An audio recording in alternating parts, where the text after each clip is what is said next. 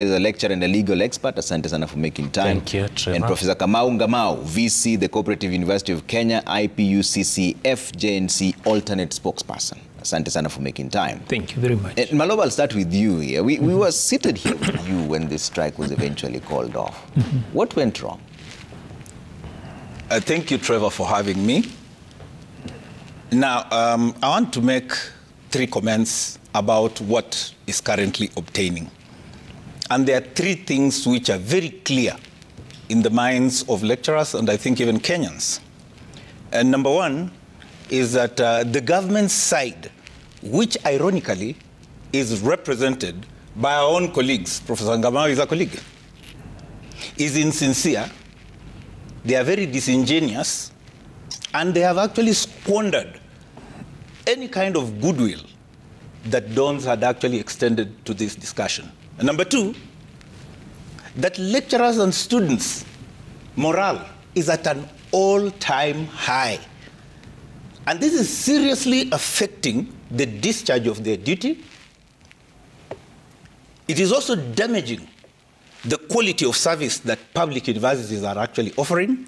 And ultimately, it is compromising the quality of education that this country aspires to always improve. And lastly, is that the abyss that we have actually dug ourselves, that abyss that we are digging ourselves continuously in the education sector, even as a country in general, does not need window dressing solutions. The current disruption is only warranted because of the brinkmanship that has been extended by the government side, represented by IPUCCF. We are in no way enjoying what situation we are in currently. So what is it right now that is a problem?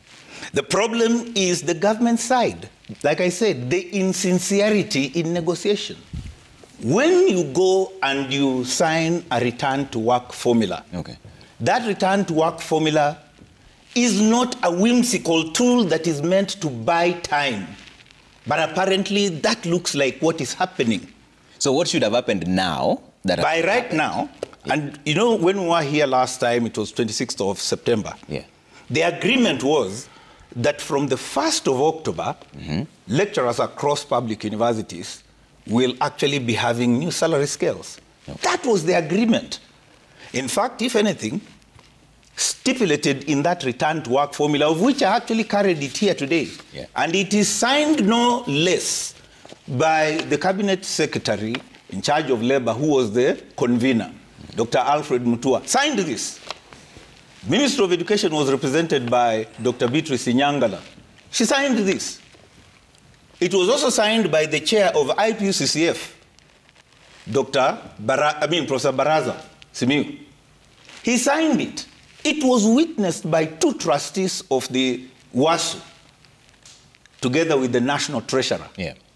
This is not just a piece of paper, and I want Kenyans to understand that when we enter into negotiations, we don't just whimsically sign pieces of paper. They are meant to mean something. These are legal documents as well. But it is supposed to be honored. That means we need men and women of honor, whose word we should be able to trust. And if we can't trust it, then what else are we supposed to do? So it's just, have you as lecturers been duped, or is there genuine reasons why what was agreed upon has not been fulfilled? First and foremost, Trevor, the union must make up its mind whether they want us to stay on strikes or whether they go into negotiations and they solve the problems once and for all. We are not going to be served strikes like Panadols. When you feel like you have a painkiller, you take one. The union signed a return to work formula on 26th of September. The circumstances under which they signed the return to work formula were not fully disclosed to the membership. Some of the chapters are yet to understand the contents of the return to work formula. And we obeyed the position of the union and went back to class to teach. And then out of the blues, a notice is served that we proceed on strike. And the SG and the VC here are aware that they were both in court today, represented by their respective entities. Yeah. And Justice Nzeki declared the midnight strike unprotected. Unprotected strikes have consequences. When you participate in unprotected strike, you're simply violating the terms and contracts of employment. If the consequences were to fall on you, then the courts will not help you because you're going to equity with dirty hands. I think it is time for us as members of the union, for us as lecturers, to change tact on how to deal with issues of strikes and government. Government has not become insincere overnight. From independence, from the formation of the state, government is generally an insincere entity across the world in all forms of negotiations. I do not understand why the union signed this agreement on 26th of September without looking at the possibility of the fulfillment or the implementation of the said agreement. We are all adults. If you are told that by 1st of October, this thing will be implemented, it costs nothing to ask government in that particular meeting, what are your plans for implementation? Have you budgeted? The union understands, the VCs understand that funds are budgeted and universities do a holistic budget. When they were signing the return to work formula, were they exposed to a holistic budget that will indeed focus on the implementation of the terms of the return to work formula? Why are we having arrears over time? We say we have 3-4 years arrears over the payment in the implementation of the CBA.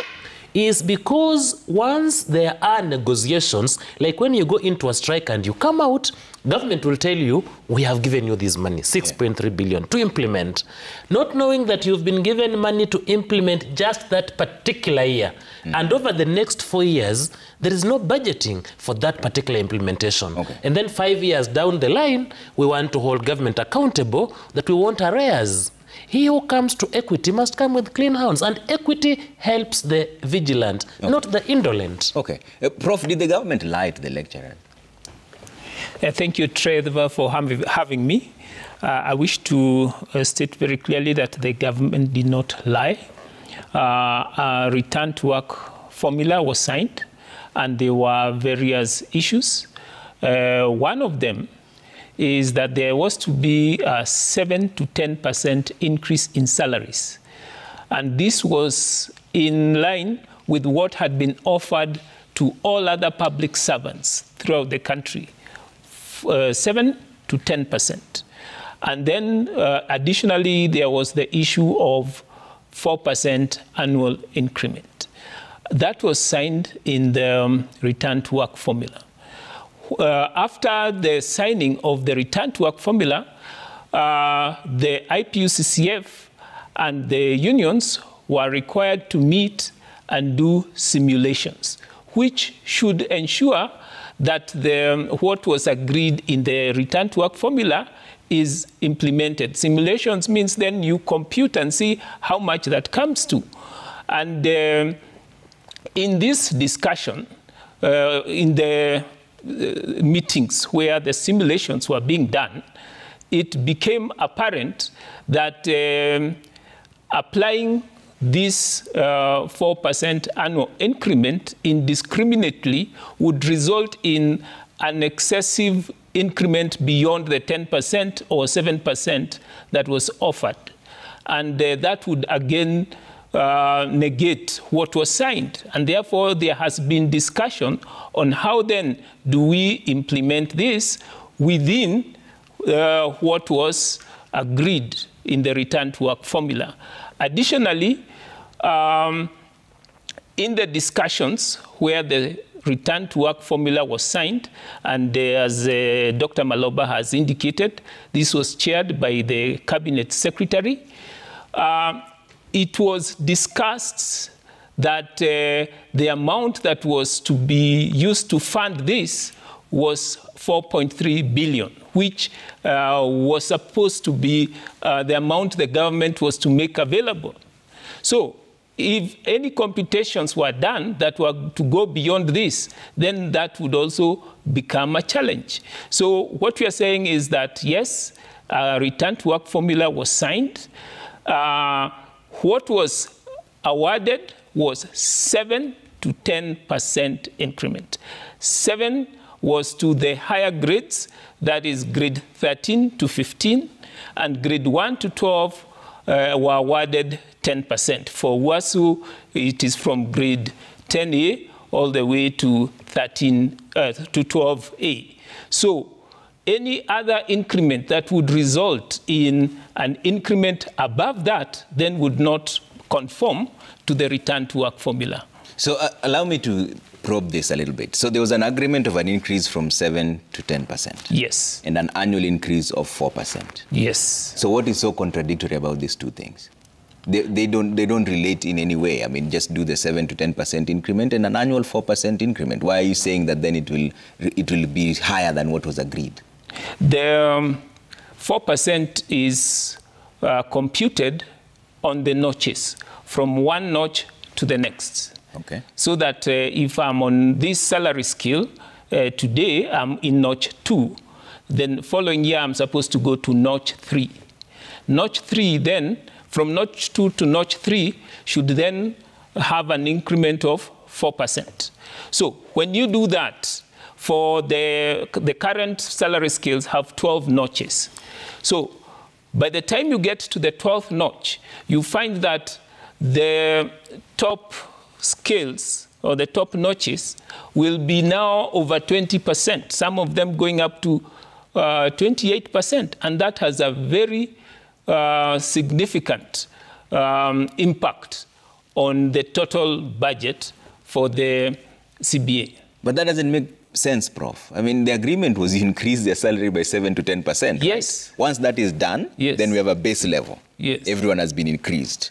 And then based on that increment, you get a 4%. What is so difficult about this? Or am I the one who doesn't understand mathematics here? Yeah, the component of the annual increment means that from one notch to the next, it becomes 4%. Currently, those notches have maybe between 3.9 to some cases going to 2.8%. So it means that if you do that and I said from notch 1 all the way to notch 12, the top notch will have then an amount that is grossly above the 7% which was awarded. But the 7% was not supposed to be a product of all the additions. It was supposed to be an increment on the baseline level. But Maloba, you were in these negotiations. Did you miss this as university lecturers? Or is this a complication that is coming up? All right. I think let me first start with Wakili. Then I'll work my way to Professor. Number one, strikes are not issued willy-nilly by lecturers. And in fact, no union fires this bullet anyhowly as Wakili would want people to imagine. And then blaming a union for using this tool. This tool is a legally mandated tool to hasten negotiation. You cannot say you are using this tool in an erratic manner and then blame union. No. We deploy this tool as a last resort. And secondly, Wakili cannot say that governments world over are definitely insincere. And therefore, we should actually expect such an abnormality to be normal. No, this is not the first time we have actually negotiated a CBA. We have had different governments. In fact, this government is only 2 years. We have had CBAs with different governments. And we have negotiated with the people who have honor. So stop telling Kenyans that there is possibility that an abnormality like this should be normalized. That is out of the question. It's unacceptable. And we have a government that must simply honor the return to work formula. Now, that admission that government offered all, and now that's Professor now, he said government even gave public servants 7 to 10% increase. He has admitted here, isn't it? Did you see those government public servants go on strike? They did not. The government simply gave them. So why are they targeting the lecturers? When the lecturers are given theirs, a complication must first arise. right from the word go about even negotiating. While public servants don't even need anything, they were just awarded. Lecturers have to be taken through the trenches. This is the deliberate intransigence by government which we will not allow. And then lastly, what Professor has said that, you know, there's a reason why he's having difficulty in explaining himself. You know why? He's actually resorting to obfuscate this matter through very winding arithmetic. And you have actually asked him rightly. When you have negotiated and you've said 7% for the highest and 10% for the lowest, with a consequent 4% increase, why is he working through as if one person within those 2 years will go through all those 12 notches? That is a lie. It's not true. The only notches people will go through are 2, at most. In fact, not at most. That is all that the notches will go. Where is he coming up with this 28%? When you see someone having this kind of complicated arithmetic and a very difficult time to explain, this is the trouble that we are getting with IPCCF. Who are our colleagues? I have to insist. They are our colleague. In fact, the moment his contract expires, he's actually coming to my side. He will need my protection. If he needs my protection, why can't he start from right now by being sincere? Okay. And I'm telling you, it is as simple as 7% to the upper echelon, 10% for the lower echelon, and then a 4% yearly increase. Simple as that. This is national TV. We don't need to confuse Kenyans out there with this winding arithmetic. It's as simple as that. Okay. Thank you. Echesa, do you understand it like yes, that as well? Yes, I have a right of reply to my good friend, Daktari here. One, I have not faulted the strike. All I want us to understand, and more you to understand, because you are a unionist, is that at times you can have a tool of violence that you may throw and it comes back to haunt you. When you go into a strike, Trevor, you either come out of it strong or you come out of it weakened. Daktari should tell us the way he's expressing with passion to Kenyans why the courts declared the strike they have called unprotected today. And what are the remedies the union is employing tonight to ensure that those who are going to participate in the strike are not victimized? Why did they sign a return to work formula on 26th? Why were they in a hurry when the arithmetic, as Prof is putting it, and as he's saying, was not being understood, winding up and so many phrases that he's using? And I suspect the way Prof is talking is the way they talk in those meetings. And the people leave, both Professor and Maloba's unions, without understanding whatever that they have agreed on. And they do the understanding in courtrooms, and they disagree, and they walk out of negotiations. Courts have ordered them to negotiate, but they're not understanding. Prof is equally not telling us how much government has and how much it is offering in line of the contradicting arithmetic that is giving us. And Maloba is not telling us also why today in court it was declared unprotected. And at what stage did they realize that they were being lied to? Maloba is saying that governments have been sincere. They have not. The arrears they are asking for run up to 5-6 years ago. Yet, this administration has been in power for 2 years, meaning every regime has successively lied to unions, and WASU is not an exception. Okay. I was warning him as a brother that when you are dealing with government and mathematicians like Prof here, you may end up signing to contradictory statements that you'll call for strikes after every 2 weeks. Okay. We cannot just be available for strike every week when we are called upon. And again, when they sign this return to work formula, they don't even explain to the chapters and to individuals to understand that we are now returning to work. All you get is a notice that go back to work, a notice that go on strike. Time has come when we must interrogate both government through Prof and the unions, so that we are not taken like playballs. Okay, so Prof, are you saying this return to work formula that was signed is invalid? No, we are not saying that the return to work formula was invalid. But the market doesn't adapt. So how in fact, we have been in discussion with the union and until WASU walked out. The other thing that was made very clear during the discussions was that, my colleague here has mentioned that, the amount that was available by the government was 4.3 billion. Okay, that let's one go was step by made step. clear. Yes. So can you achieve the 7 to 10% increment that was signed in the return to work formula? Yes or no? When you do computation based on ensuring that you comply with all those factors, it is possible to fit it within the 4.3 billion, and that has been worked out. Okay, so why hasn't that happened?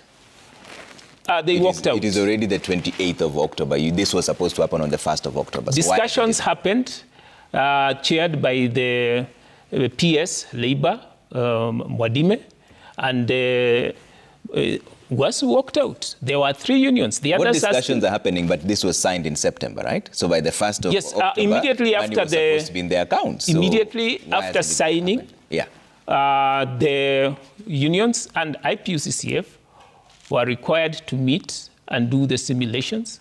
After that, to report back to the Inter-Ministerial Committee chaired by the PS Labour. And when they came back to report, that is where now WASU disagreed. So WASU walked out when you were supposed to talk about the final implementations of it all? To agree on the figures so that we can now go into implementation. You can't go to implementation until you have agreed. But you agreed on the 7 to 10% increment. Yes. That was signed. Yes. So why hasn't that happened? That's what I asked you. Yes, you see, you have to agree on now how much it will cost. How much 7% is to 10%, or how much it will cost? The entire CBA. So when this was return to work formula was being signed, you did not compute that? How did you come up with the 7 to 10% then?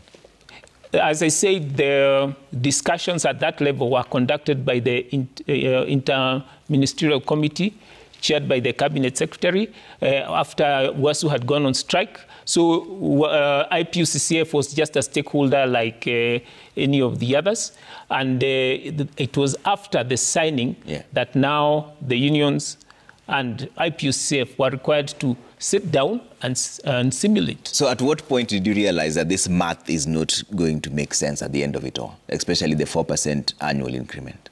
Yes, when we were doing, and we did that jointly. On the 26th, before the signing or after the signing? After the signing. So after the signing, you noticed that you signed something that you cannot implement. Is that what you're saying? What we are saying is that after the signing, as per the wording of the return to work formula, unions and IPUCCF were required to sit and simulate. Okay. Yes, the figures. That was the requirement. Why did you sign a document that can't be implemented? Prof, let me start first with Wakili. Now, the first thing is I'm failing to understand his position. Yeah.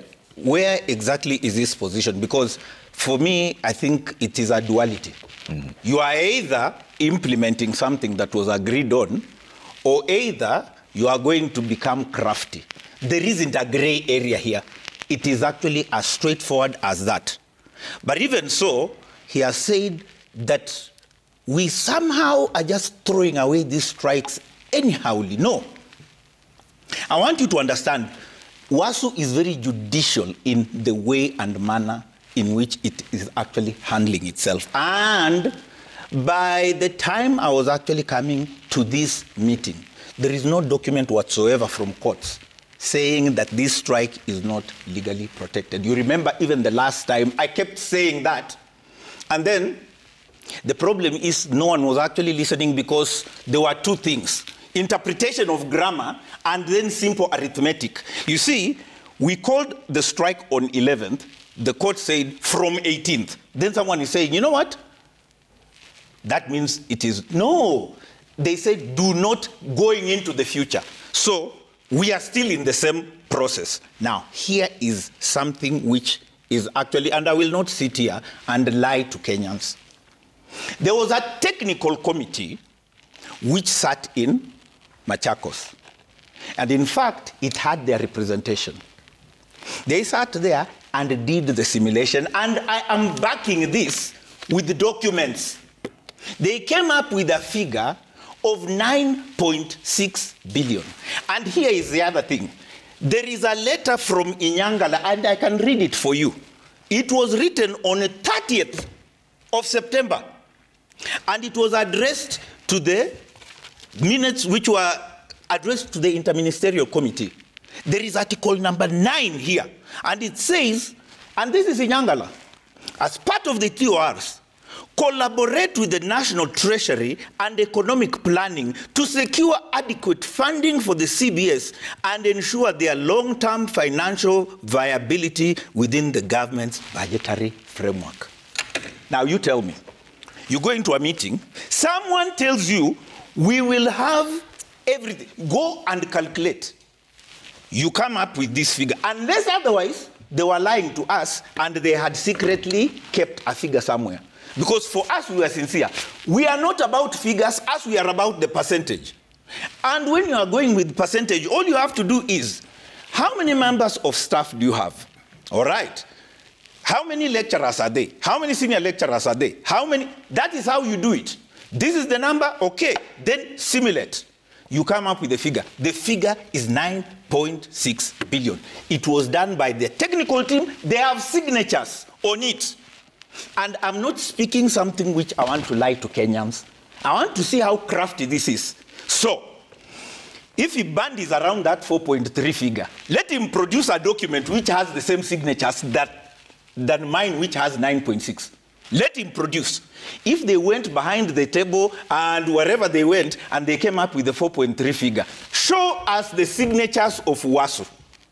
If there's a single signature of WASU, then you tell me. But everyone's signature is on the 9.6. You tell me, Trevor. Tell me, Trevor. At what point do you actually keep negotiating with a group of individuals who are your colleagues, who seem actually hesitant to simply make sure that you are actually going back to class? Okay. Thank you. All right, I have to take a quick break here because when we come back, we'll talk about these solutions going forward now, because it seems we are in a deadlock here. Government says it's 4.3, you say it's 9.6, they say the math doesn't add up. So how does this all end? And we'd also like to see some of your video, your questions here. Trevor Mbija at Citizen TV Kenya. Use the hashtag Monday Report. We're back in just a bit.